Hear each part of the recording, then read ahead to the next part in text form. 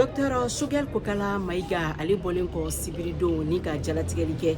k'a fɔ ko bɛnkan min tun bɛ o ni sɔrdasi fanga maaw cɛ ko o bɛnkan kɔni bɔrɔtɔla pewu ko farala ka bɔ ɲɔgɔn na. A ka nin jalatigɛli tɛmɛlen kɔ sa kumaw kɔni cayalen bɛ kosɛbɛ politiki kunda min ye FCD tɔnden maaw ye olu kɔni y'a yira k'a fɔ ko Choguel Kokala Maïga a ye jalatigɛli minnu kɛ k'a ma kuma jugu fɔ k'a ye tiɲɛ de fɔ ka d'a kan ko M5 RFP ye baara minnu kɛ k'a to transition kɔnɔna na k'a bɔla ka o bilan de kɛ wa ko k'a yira fɛnɛ k'a fɔ ko transition o ye M5 RFP yɛrɛ ka delamɔlen de ye an ka maa dɔ lamɛn. Mɔgɔ dɔ y'a délégué M5 comité stratégique ye délégué kɛ ka taa donc a lamɛn yamaruyalen don an ka bɔ mɔgɔw nana ale kan ka ban depuis ale bɔra don min na k'ale ka plateau yɛlɛma ale tɛ plateau yɛlɛma parce que transition y'ale yɛrɛ de an bɛ transition in soutenir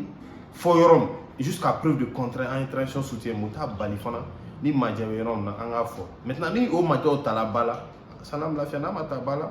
on va rester à l'observation. Politiki tɔn dɔw fɛnɛ ka yeta la minnu bɛ ka fanga kɔkɔrɔma don olu bolo Choguel Kokala Maïga ye jalatigɛli minnu kɛ sibiridon k'a kɛ kun tɛ wa k'a waati fɛnɛ tɛ nin ye. Kuma basigilen foyi t'a kɔnɔ min bɛ se ka na ni ɲɛta ye jamana ma ou bien min bɛ se ka na ni bɛn jamanadenw ni ɲɔgɔn cɛ. An M5 tɔndenw an y'a yira k'a fɔ ko Choguel Kokala Maïga ti M5 na tuguni donc